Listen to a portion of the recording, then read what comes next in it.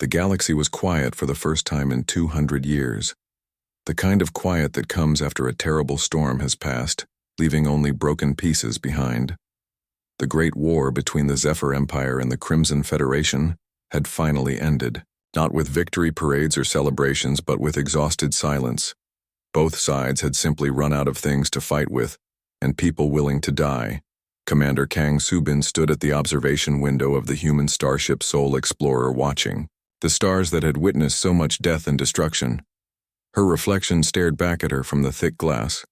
A woman in her 30s with tired eyes that had seen too many reports about the galactic conflict that humanity could only watch. From far away, Earth had been building its first real spaceships while entire solar systems burned in the distance. The war had been brutal beyond imagination.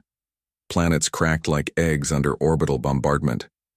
Entire species wiped out because they happened to live in contested space trade routes that had connected civilizations for thousands of years, became graveyards of twisted metal and frozen bodies.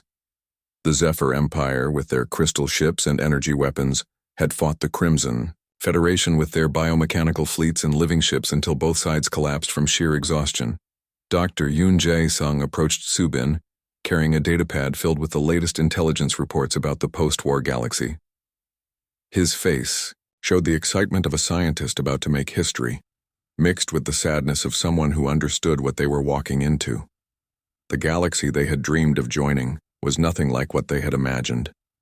"We are seeing refugee ships everywhere," he said quietly, pointing to the scanner readings. "Millions of beings with nowhere to go. Their homeworlds are gone or too damaged to support life. The major powers cannot even take care of their own people, let alone help others." Subin nodded as she read through the reports. The numbers were staggering. 43 billion refugees scattered across space, living in converted cargo ships, makeshift stations, and anywhere else they could find shelter. The lucky ones had found planets that could support their biology. The unlucky ones were slowly dying in ships that were never meant to be permanent homes. The Soul Explorer was part of humanity's first deep space fleet. 12 ships carrying diplomats, scientists, engineers, and supplies. Everything Earth could spare for this historic mission. Captain Lee Dong-wook commanded the escort vessel Busan Guardian, while engineer Park Hae-jin led the technical teams aboard the supply ship Gwangju Hope. They had prepared for first contact with advanced alien civilizations, not for disaster relief on a galactic scale. The human ships were small compared to the massive warships that had fought in the Great Conflict, but they were built with something the galaxy had forgotten how to value: reliability and efficiency. While alien empires had focused on building bigger weapons and stronger shields, humans had learned to make ships that could travel far and work for a long time without breaking down. Their first encounter with galactic civilization came 3 days after entering what had once been Zephyr territory.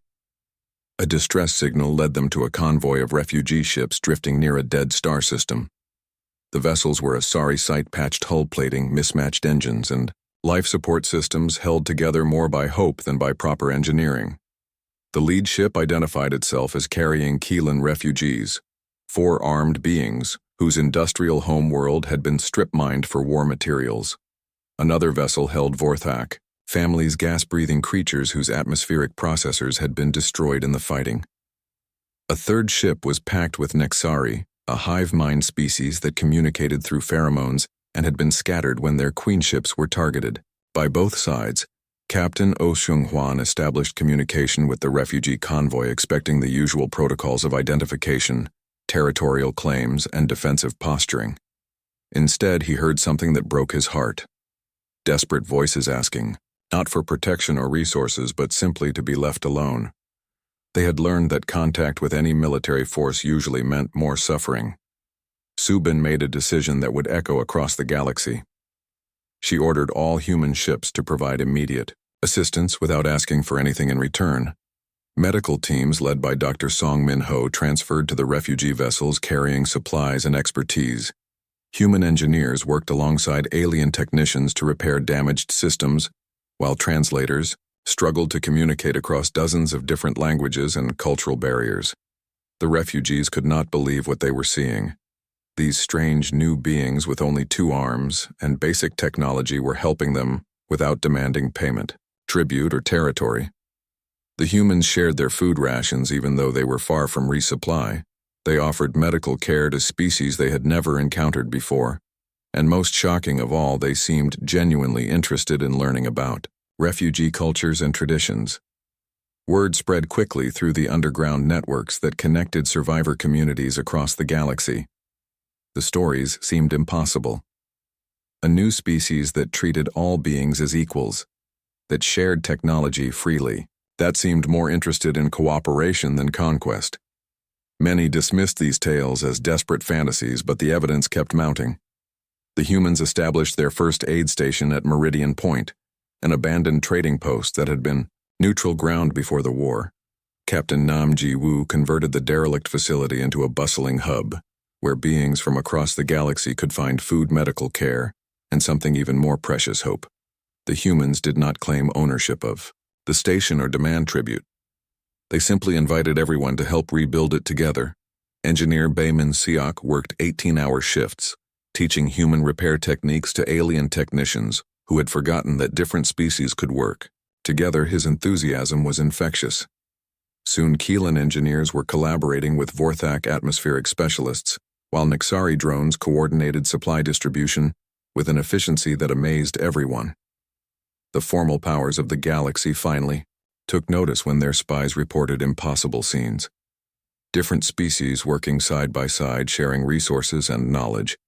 Species that had been enemies during the war were cooperating on joint projects. The humans had not conquered anyone or claimed any territory, but they were changing the fundamental rules of how galactic civilization operated. Both the Zephyr Empire and Crimson Federation sent investigation teams to study these newcomers. What they found disturbed them more than any weapon could have. The humans were militarily weak. Their ships carried outdated weapons, their armor was primitive by galactic standards, and their numbers were laughably small. But they possessed something both empires had lost during the long war: the ability to inspire trust in others. High Regent Vextel of the Zephyr Empire reviewed the reports with growing unease. His people had ruled through technological superiority and carefully maintained fear. Now these humans were showing that cooperation could achieve more than domination. War Marshal Kryn of the Crimson Federation had similar concerns. Her military traditions emphasized strength through unity within their own species. But the humans were creating unity across species. The intelligence reports painted a picture that challenged everything the galactic powers thought they knew about civilization. The humans mediated disputes between refugee groups without favoring either side. They established trade routes through dangerous space and invited all species to use them freely. They shared scientific discoveries that could have given them advantages over potential enemies. Dr. Choi So Young led cultural exchange programs that brought together beings who had not spoken peacefully in generations. Her patience and genuine curiosity broke down barriers that centuries of war had created. Young Keelan and Vorthak were learning each other's languages. Nexari drones were teaching human children about collective consciousness, while human artists showed alien audiences how individual creativity could create beauty. The transformation was slow, but undeniable. Refugee camps became permanent settlements as different species chose to stay together. Trade began, flowing along routes that had been abandoned for decades. Research stations welcomed scientists from former enemy civilizations who found they could accomplish more together than they ever had in isolation. Su Bin received regular reports about these changes as the human fleet continued its mission. Each success story was balanced by reminders of how much work remained to be done. The galaxy was still broken, still divided by centuries of hatred and mistrust. But for the first time since the war began, there were signs that healing was possible. The breakthrough moment came when a mixed convoy of human and refugee ships encountered pirates near the Kepler system. These were not ordinary criminals, but deserters from both major fleets, who had kept their military equipment when they abandoned their posts. They had been raiding with impunity because no one wanted to waste resources, protecting neutral shipping. What happened next would become legend throughout the galaxy. The human escort ships were outnumbered 3-1, but they did not retreat or abandon the civilians they were protecting. Instead, they coordinated with any refugee ships that had defensive capabilities, creating an improvised fleet that fought as one. Unit Keelan fighters provided reconnaissance, while Vorthak ships used their atmospheric manipulation systems to confuse enemy sensors. Nexari vessels shared targeting data through there. The Deep Space Monitoring Station at Sector 7 had been transmitting the same automated warning for 18 hours before anyone realized what they were seeing.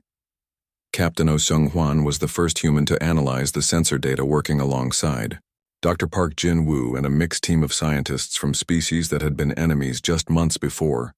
The readings were impossible to ignore and terrifying in their implications.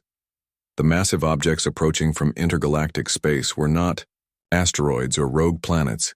They were ships, thousands of them arranged in perfect geometric formations that spoke of intelligence, purpose, and overwhelming military power. The fleet was still 6 months away from the galactic rim, but long range. Sensors could already detect energy signatures that dwarfed anything in the known databases. Dr. Song Min-ho ran the calculations 3 times, hoping his math was wrong. Each result confirmed what everyone feared. The approaching armada contained at least 12,000 vessels, many of them larger than anything the Zephyr Empire or Crimson Federation had ever built. Even at the height of their power before the Great War began, neither civilization could have fielded a fleet a fraction of this size. The beings piloting these ships called themselves the Void Touched, and they had been watching the galactic war from the darkness between stars. They had waited patiently for the perfect moment to strike when the galaxy's defenders were exhausted, divided, and too weak to resist effectively. What they had not expected was to find broken civilizations beginning to heal under human influence. Emergency sessions of the Galactic Council took on desperate urgency as the approaching threat became undeniable. High Regent Vex Tal and War Marshal Kryn found themselves forced to share classified military intelligence with species they had been fighting for centuries. The numbers were stark and unforgiving. The combined remaining fleets of all galactic powers could muster perhaps 1,800 battle-ready ships. The Void Touched were bringing more than 6 times that number. The intelligence reports painted a picture of an enemy unlike anything the galaxy had faced before. The Void-Touched ships seemed to be partially organic, growing and adapting rather than simply being built. Their weapons could phase through conventional energy shields. Their tactics suggested a hive-mind intelligence that coordinated movements with perfect precision across thousands of vessels simultaneously. Commander Kang Soo-bin studied the tactical data with growing dread. The human fleet consisted of exactly 37 ships, most of them converted civilian vessels with basic defensive systems. Earth had sent everything they could spare, but it was laughably inadequate compared to what was approaching. Even the mighty warships that had fought in the Great War looked like toys compared to the Void Touched dreadnoughts. The first Emergency War Council meeting was a disaster. Representatives from major powers spent more time arguing about old grievances than planning defense strategies. The Zephyr delegation insisted on command authority based on their superior technology. The Crimson Federation demanded leadership roles based on their military experience. Smaller species representatives were ignored or openly dismissed by both major powers. Kim Tae-hyun watched the proceedings with growing frustration. These beings were about to face extinction, and they were still playing political games that had caused the very war that weakened them. The humans made an offer that stunned even their closest allies. Commander Kong volunteered to coordinate unified defense, despite having the smallest and least advanced fleet in the galaxy. The silence that followed this proposal was profound. War Marshal Kryn was the first to speak, her scarred features showing disbelief mixed with anger. "You seriously propose that? We place our fleets under the command of a species that controls 1 star system and fields fewer than 40 ships." Kim stood slowly, choosing his words carefully. "We propose coordination, not command marshal. The humans are the only ones that all other species have learned to trust. Trust will be essential for the kind of cooperation needed to survive what is coming." High Regent Vex Tal created light patterns that indicated deep skepticism. "Your species has been in space for less than 1 year. You have never fought a major space battle. You know nothing of coordinating fleets across multiple star systems. What makes you think you can succeed where experienced military leaders might fail? Dr. Choi, so young, stepped forward with data, pads containing analysis that had taken weeks to compile. Regent, our psychologists have studied the command structures of every major fleet.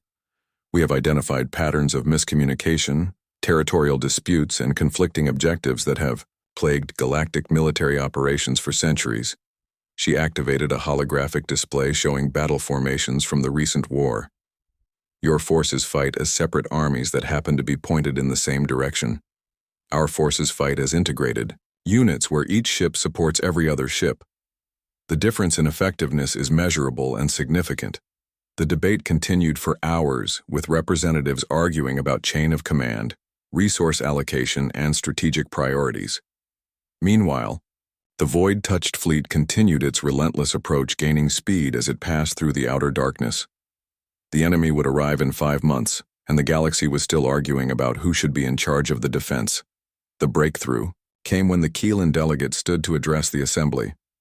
Her forearms gestured in patterns that indicated both respect and determination.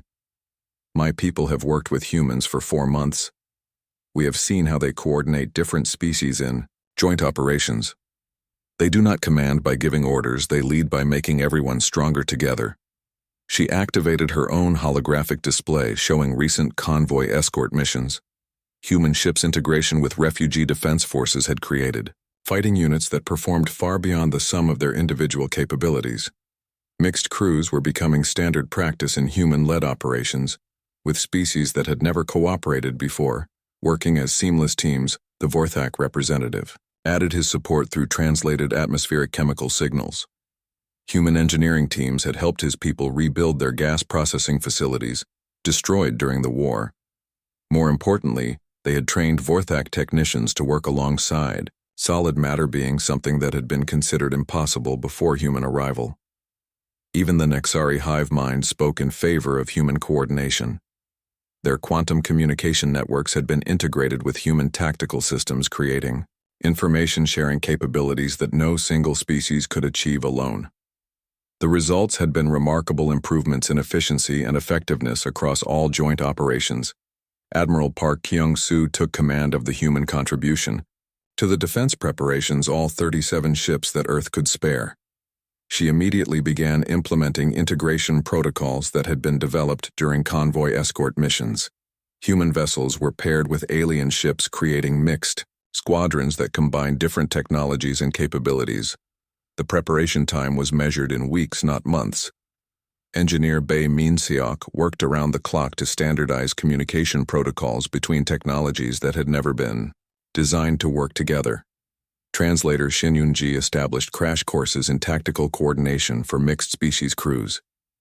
Cultural barriers that had seemed insurmountable just months before were dissolving under the pressure of shared necessity. The breakthrough in mixed crew integration came when Lieutenant Nam Ji-woo suggested something that would have been unthinkable before the war ended: putting crew members from different species on individual ships. The idea terrified most commanders, but the humans were willing to try anything. Soon Keelan engineers were working alongside human technicians. Vorthak navigators were coordinating with Nexari communications specialists. The first mixed crew exercises revealed both problems and possibilities. Keelan technical precision combined beautifully with human adaptability. Vorthak spatial awareness enhanced Nexari collective coordination, but cultural misunderstandings created dangerous delays and sometimes complete communication breakdowns. Training programs had to be developed and implemented in just weeks. Dr. Yoon Jae-sung established psychological support teams to help crew members overcome centuries of ingrained suspicion and fear. Many beings had never been in close contact with former enemies. Some species had biological reactions to the presence of others that had to be medically managed. The integration process was as much about healing old wounds as about military preparation. The first engagement with void-touched scouts occurred 3 months before the main fleet was expected to arrive. Captain Lee Dong-wook led a mixed squadron to investigate strange energy readings near the galactic rim. What they found changed everything they thought they knew about the approaching enemy. The scout ships were unlike anything in galactic databases, organic-looking vessels that seemed to adapt their defenses in real time. weapons that could phase through conventional shields, tactics that suggested the ships were extensions of a single controlling intelligence rather than individual vessels with separate crews. Battle Group scored the first victory against void-touched forces, but the cost was devastating. Of the 15 ships in his formation, only 6 survived the encounter. The enemy had capabilities that conventional tactics could not address. Their hive mind coordination made traditional fleet maneuvers predictable and useless. The formal invitation arrived at Meridian Station exactly 3 weeks after the pirate battle that had sent shockwaves across the galaxy. Ambassador Kim Tae-hyun held the crystalline message disc in his hands, reading the carefully worded request. For the 3rd time, the Galactic Council wanted to meet with human representatives, something that had not happened with any new species in over 200 years. The message itself was a masterwork of diplomatic language that managed to sound both welcoming and threatening at the same time. Representatives of the surviving galactic powers cordially invited human delegates to attend a formal session to discuss matters of mutual interest and concern. Translation: the major empires wanted to figure out what these troublesome newcomers were planning before they caused more disruption. Kim had spent his entire career preparing for this moment, but nothing in his training had covered making first contact with civilizations that had just finished destroying each other.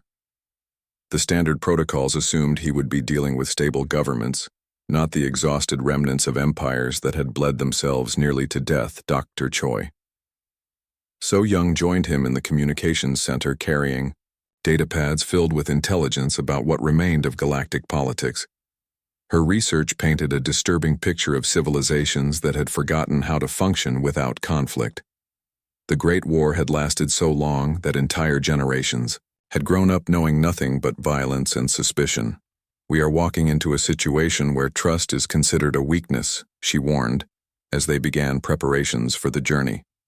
Every conversation will be evaluated for hidden meanings. Every gesture will be analyzed for tactical advantage. They have been fighting so long they have forgotten how to do anything else. The human delegation would be small, just Kim as chief diplomat, Choi as cultural specialist, and a technical team led by engineer Park Hae-jin. Their ship, the diplomatic vessel Soul Harmony, carried no weapons and minimal defensive systems. Earth wanted to make it clear that humans came in peace, even if that peace might be mistaken for weakness. The journey to Nexus Prime took 6 days through space that bore the scars of centuries of warfare. Entire star systems showed evidence of strip mining where desperate empires had consumed their own resources to feed the war machine. Debris fields marked the locations of major fleet battles, some so large they created navigation hazards for passing ships. What shocked the human crew most was the emptiness. Between the dead systems and debris fields were vast regions where nothing moved at all. Trade routes that had once connected thriving civilizations were now empty corridors, haunted only by automated distress beacons from long-dead ships. The galaxy had not just been at war, it had been dying. Nexus Prime appeared on their sensors as a massive construct that dwarfed anything humans had ever built. The ancient space station had once been the crown jewel of galactic civilization, where beings from thousands of worlds came to trade knowledge and celebrate diversity. Now it looked like a wounded giant with entire sections dark and lifeless. The human ship was directed to Docking Bay 743, a maintenance facility far from the diplomatic quarters usually reserved for visiting dignitaries. Even this small insult carried meaning. Kim and his team were not being received as equals, but as subjects to be examined and judged. The escort that met them consisted entirely of armed security personnel, rather than the cultural attachés who traditionally welcomed new species to the galactic community. The guards were a mix of species that Kim recognized from intelligence reports: Zephyr crystal beings whose bodies reflected light and patterns of barely contained hostility, and Crimson Federation bio-warriors, whose predatory features showed the kind of wariness that came from surviving too many betrayals. The route to the council chambers took them through sections of the station that told the story of galactic decline better than any report. Markets that should have bustled with merchants from across known space were empty and dark. Cultural centers where different species had once celebrated their diversity were sealed behind security barriers. The council chamber itself was a monument to loss. Half the seats designed to represent hundreds of worlds and species sat empty, their former occupants dead missing or representing governments that no longer existed. The surviving delegates had arranged themselves in defensive clusters, maintaining the bitter divisions that the war had created rather than dissolved. High Regent Vextal spoke for what remained of the Zephyr Empire. His towering crystalline form created light patterns that human translators had learned to interpret as deep suspicion, mixed with barely controlled fear. The Zephyr had once ruled nearly a quarter of the galaxy through technological superiority and careful alliances. Now they controlled perhaps 20 systems and spent most of their resources fighting rebellions and warlords' war. Marshal Kryn represented the Crimson Federation, and everything about her spoke of someone who had survived by being more dangerous than her enemies. Her biomechanical armor showed repair scars from dozens of battles, while her enhanced predatory features remained constantly alert. The Federation had maintained better internal cohesion than their enemies, but their economy had collapsed, leaving them strong in military terms, but weak in everything else. The smaller powers occupied the remaining seats with representatives who had learned that survival meant being extremely careful about every word and gesture. The 4 armed Keelan delegation sat ready to leave at the first sign of trouble. The gas-breathing Vorthak had positioned themselves near emergency exits, their atmospheric suits creating small clouds that betrayed their nervousness. Kim rose to address the assembly, using protocols that Dr. Choi had rehearsed with him dozens of times. He spoke slowly and clearly in the simplified, galactic common language that had evolved during the war years when temporary allies needed to coordinate military operations without revealing strategic information. Honored representatives of the galactic community, he began, humanity comes before you in the spirit of peaceful cooperation. We seek membership in the galactic family not as conquerors or competitors, but as partners committed to the welfare of all intelligent life. The response was immediate and exactly what they had expected. Every major power began probing for weaknesses and hidden agendas. High Regent Vextal offered exclusive mining rights to asteroid fields that intelligence reports indicated were actually contested territories. War Marshal Kryn proposed military alliance treaties that would essentially make Earth a client state of the Crimson Federation. Trade agreements were suggested that heavily favored the galactic powers while offering Earth minimal benefits. Technology exchanges were proposed that would give the empires access to human innovations, while providing outdated systems. In return, cultural exchange programs were offered that would function primarily as intelligence-gathering operations, to the amazement of every delegate present. Kim politely declined every offer that would benefit only humanity, while expressing genuine interest in proposals that could help multiple species. He suggested joint research projects to develop better agricultural techniques for worlds damaged by the war. He offered to share human medical knowledge in exchange for cultural understanding that could help different species work together more effectively. The confusion in the chamber was almost tangible. Beings who had spent centuries assuming that intelligent life was fundamentally competitive were confronted with proposals that seemed designed to benefit everyone. War Marshal Kryn leaned forward in her seat. Her enhanced senses focused entirely on the human delegation. Ambassador Kim, she said, her voice carrying the kind of authority that came from commanding armies. Are you seriously telling this council that your species has traveled across interstellar space simply to help others? That you seek no territorial expansion? No exclusive access to resources? No strategic advantages of any kind? Kim smiled with the patience of someone who had expected exactly this question. Our strategic goal, Marshall, is both simple and profound. We want to live in a galaxy where different forms of intelligent life can cooperate productively. We believe that such cooperation benefits everyone, including humanity. High Regent Vextal created light patterns that indicated deep skepticism bordering on disbelief. Your species currently controls how many star systems, Ambassador? Just one, Regent Vextal. Kim replied calmly. Our home system of Sol. We have established no colonies, claimed no territories beyond our own solar system, and have no desire to conquer or control other worlds. The silence that followed this admission was deafening. A species that controlled exactly one star system was making proposals that could fundamentally alter the balance of power across the entire galaxy. It was either incredible naivety or something that none of the assembled powers had any experience dealing with. The testing began in earnest over the following days.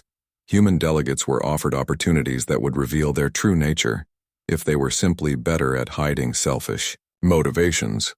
Military contracts were proposed assuming that their primitive-looking technology concealed advanced capabilities. Access to classified information about strategic resources was offered to test whether they could be corrupted by promises of wealth and power. Each test produced the same baffling result: polite interest followed by alternative suggestions that focused on mutual benefit rather than competitive advantage when offered The Battle of the Galactic Rim began at exactly 0347 Standard Time. When the first wave of void-touched dreadnoughts crossed into known space, Admiral Park Kyung-soo watched from the bridge of the command ship, soul rising as enemy formations that, stretched across light years, moved with perfect coordination toward the waiting Allied fleet. The sight was both magnificent and terrifying. 12,000 alien vessels advancing like a living thing made of metal and malice. The unified defense fleet had taken position near the Kepler Gate, a natural choke point where gravitational anomalies would force the enemy into predictable approach vectors. 1,800 ships from 17 different species waited in formations that would have been impossible just months before human vessels integrated with Zephyr crystal ships. Crimson biomechanical cruisers flew alongside Keelan industrial platforms, while Vorthak atmospheric processors provided mobile cover for fragile Nixari Scout. Ship's commander Kang Soo Bin coordinated communications from the tactical center established on Meridian Station. Her team included Lieutenant Colonel Bae Soo-mi, managing 17 different command languages, Chief Engineer Kwon Dong-hyun, monitoring, fleet-wide technical systems and cultural liaison Dr. Song, who was helping mixed crews overcome last-minute coordination problems. The enemy approached with the confidence of conquerors who had never been seriously challenged. Their formations were perfect geometric shapes that spoke of mathematical precision and overwhelming firepower. Scout reports indicated that individual void-touched vessels were larger and more heavily armed than entire squadrons of galactic ships. The size difference was so extreme it seemed impossible that the defenders could inflict meaningful damage. High Regent Vex Tal transmitted from his flagship Crystal Throne, his light patterns visible even through the communication screen. The Zephyr have faced impossible odds before Admiral Park, but never against an enemy that thinks as one mind. Our individual ship commanders will be outmaneuvered before they can react. War Marshal Kryn responded from the Crimson Dreadnought, blood honor, her scarred features grim, but determined. My people have learned to fight as pack hunters, but this enemy moves like a single predator, larger than anything we have ever faced. Traditional tactics will be useless against such coordination. Admiral Park studied the tactical displays showing both fleets approaching the engagement zone. The humans had spent weeks developing battle plans based on one critical insight. The void-touched hive mind was designed to counter organized resistance, but it could not process genuine, chaos-mixed formations of unpredictable composition. Fighting with deliberately inconsistent tactics might confuse the enemy long enough to exploit their weaknesses. The first contact came when void-touched scouts engaged the outer picket line. Captain Oh Seung-hwan led a mixed squadron of human Keelan and Vorthak ships against enemy vessels that adapted their defenses in real time. The Allied ships fought with coordination that seemed random, but was actually carefully choreographed chaos. Human unpredictability combined with alien precision created tactical situations the enemy hive mind could not anticipate. Lieutenant Lim Yu-jin piloted her fighter through formations that changed every few seconds, sometimes flying with Keelan precision, sometimes with Vorthak intuition, sometimes with purely human improvisation. Her wingmen included beings she could barely communicate with, but somehow they moved together like dancers following music. Only they could hear.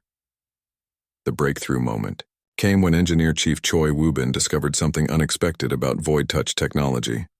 The enemy ships were not just partially organic, they were actually grown rather than built.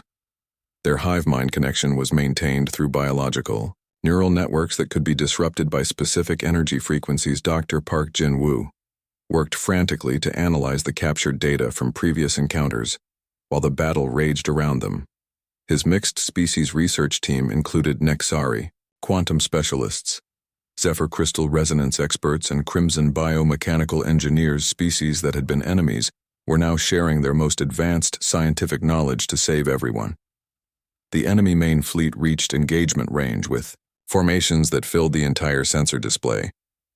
Each void-touched dreadnought was accompanied by hundreds of smaller vessels, creating attack groups that moved with perfect unity.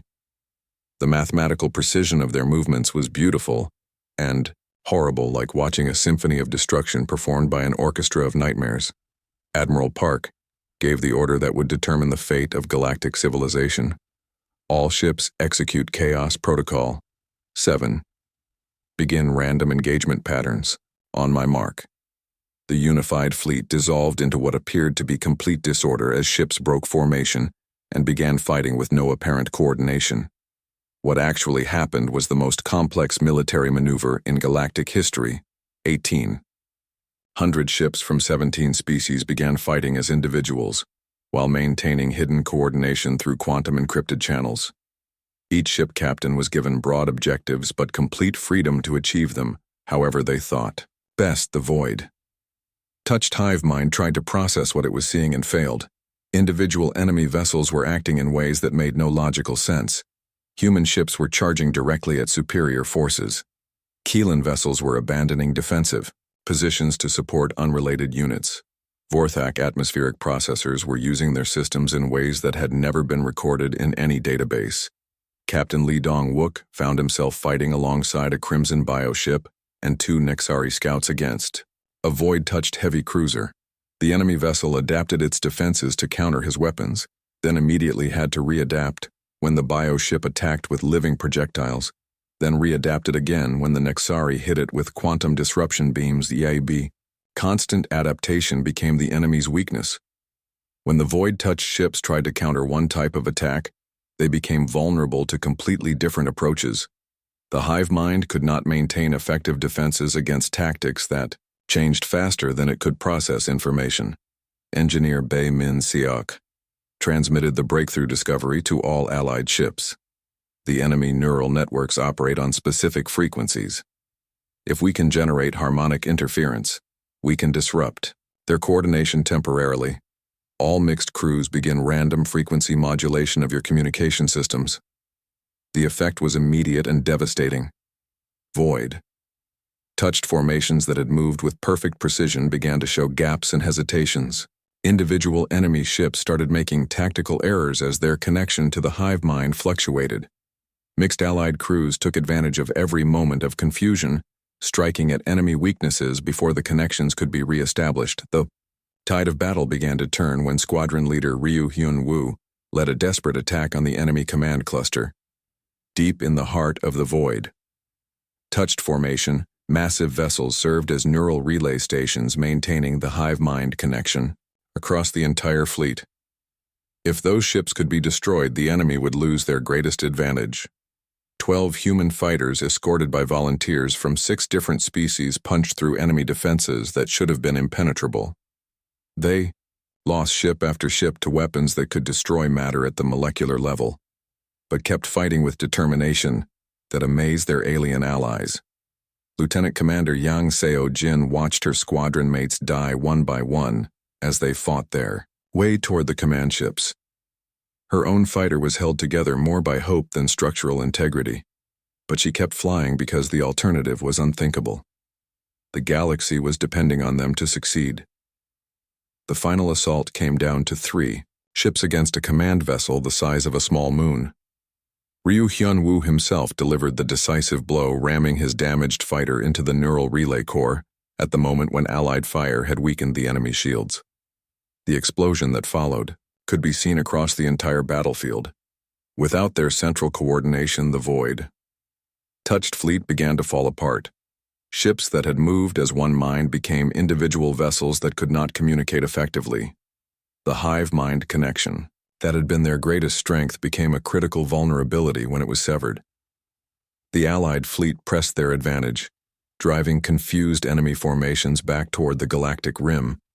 Mixed crews that had learned to fight together destroyed enemy ships that could no longer coordinate their defenses. The Battle of the Galactic Rim ended not with a single decisive moment, but with the gradual collapse of enemy resistance as the last void-touched vessels retreated into the darkness between. Galaxy's Admiral Park stood in the command center surrounded by beings from across known space. They had done something unprecedented, not just defeating a superior enemy but creating a new kind of civilization based on cooperation rather than conquest. The cost had been terrible. Over 400 Allied ships had been lost, including half the human fleet. But the galaxy had been saved, and more importantly, it had been united in ways that the Great War had made impossible. The species that had spent centuries trying to destroy each other had instead saved each other. Commander Kang looked at the casualty reports with mixed emotions.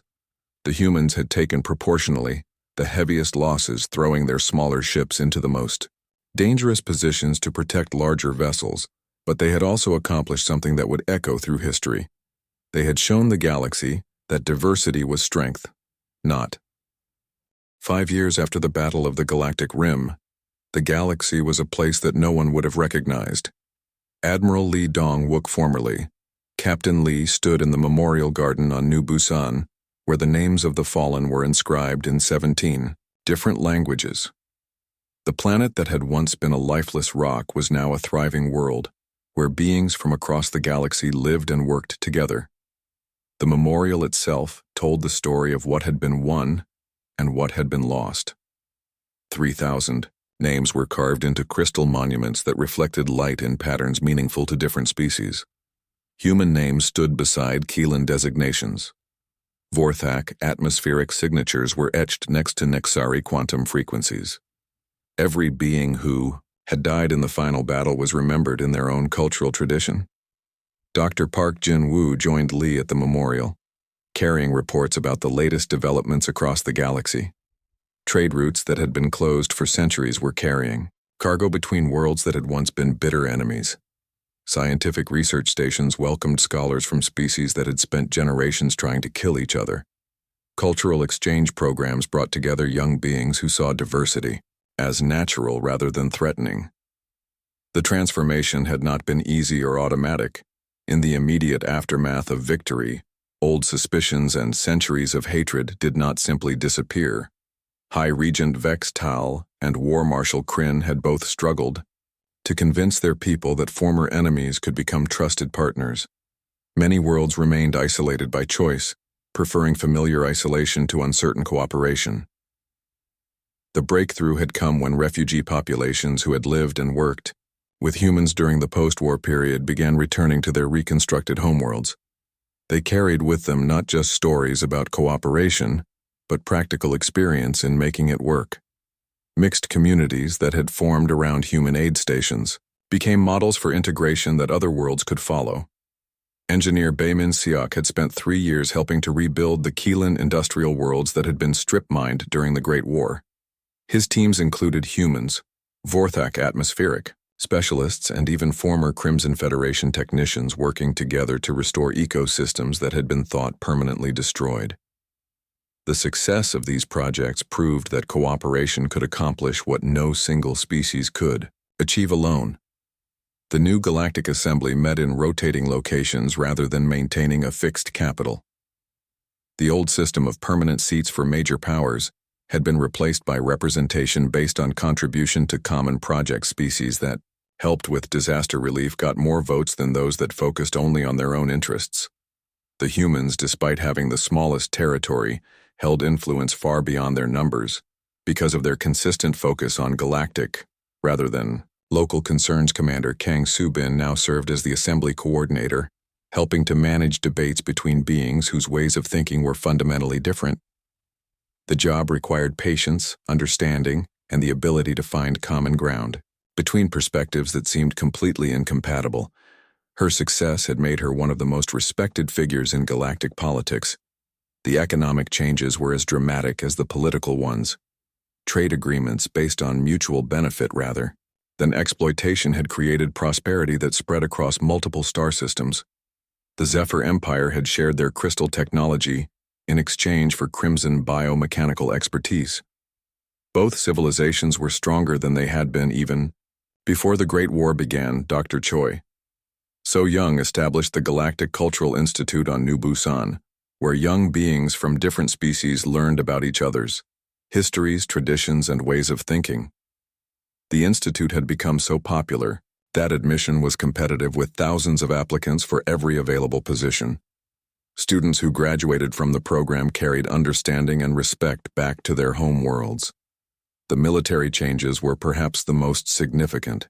Of all the separate fleets that had fought the Great War, were being gradually replaced by integrated forces, where mixed crews were standard rather than experimental ships, designed by multiple species, combined the best features of different technologies, creating vessels more capable than anything any single civilization had ever built. Captain Oh Seung-hwan commanded one of the new unified patrol fleets responsible for protecting trade routes and responding to emergencies. His flagship Seoul Harmony carried crew members from 9 different species working together with an efficiency that would have seemed impossible just years before. The sight of such ships had become a symbol of the new galactic order. The challenges were real and ongoing. Despite the victory over the void touched, not everyone in the galaxy was ready to embrace cooperation. Some worlds remained suspicious of the changes, preferring the predictable hostilities of the old system to the uncertain possibilities of the new one. Extremist groups on several worlds advocated for a return to the imperial systems that had dominated before the war. The separatist movement, led by former military officers from both major empires, argued that the new cooperative system was making the galaxy weak and vulnerable. They claimed that diversity was being forced on unwilling populations and that traditional values were being destroyed in the name of unity. Their message found support among beings who felt overwhelmed by the pace of change. Ambassador Kim Tae-hyun worked tirelessly to address these concerns through diplomatic channels rather than force. The human approach remained consistent even when dealing with groups that openly opposed galactic unity. Violence would only prove the separatists right about the dangers of cooperation. The solution had to come through demonstration rather than domination. The test of the new system came when long-range sensors detected another threat approaching from a different direction. The Devourers were an ancient machine intelligence that consumed entire star systems to fuel their expansion. They had been dormant for millennia, but were now moving toward the galaxy with clear hostile intent. The response to this new threat showed how much had changed in 5 years. Instead of panicking or fragmenting into competing factions, the galactic community came together with remarkable speed. The Assembly voted unanimously to coordinate defense preparations, while individual species volunteered resources and expertise without being asked. Admiral Park Kyung-soo took command of the Unified Response Fleet, which included vessels from every major civilization and many smaller ones. The integration that had been experimental during the void-touched crisis was now standard procedure. Mixed crews trained together as routine rather than emergency measure. The Devourer fleet was different from previous enemies. These were pure machines with no biological components to disrupt, but the lessons learned from fighting the void-touched proved applicable. Diverse tactics and unpredictable coordination created problems that even advanced artificial intelligence could not solve effectively. Lieutenant Colonel Yang Seo-jin led the reconnaissance missions that identified Devourer weaknesses. The machine intelligence was incredibly advanced, but it was also rigid, following predetermined patterns that could be predicted and countered. The key was to force the enemy into situations where their programming could not provide effective responses. The Battle of the Outer Markers lasted only 3 days, but it demonstrated the transformation of galactic military capabilities. The unified fleet fought with coordination that surpassed even the best achievements against the void-touched ships from different species, supported each other instinctively. Crews anticipated each other's needs without conscious thought. Engineer Chief Kwon Dong-hyun discovered that Devourer machines could be confused by quantum interference patterns generated by Nexari communication systems. Combined with Zephyr crystal resonance technology and Vorthak atmospheric manipulation, The effect created cascading system failures throughout the enemy fleet. The victory was complete and decisive, but more importantly, it was achieved without the desperate sacrifices that had marked the previous war.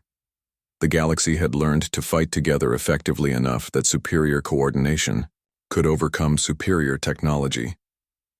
The machine intelligence retreated after recognizing that conquest was impossible. In the aftermath of the second victory, the remaining opposition to galactic unity largely collapsed. Even the most stubborn separatists had to admit that cooperation worked better than competition. The old empires had never been able to defeat threats like the Void Touched or the Devourers, but the unified galaxy had done so twice. Dr. Song Min Ho established medical research programs that combined knowledge from every known species. Diseases that had plagued individual civilizations for millennia were being cured through techniques that no single species could have developed alone. Life expectancy was increasing across the galaxy while infant mortality dropped to historical lows.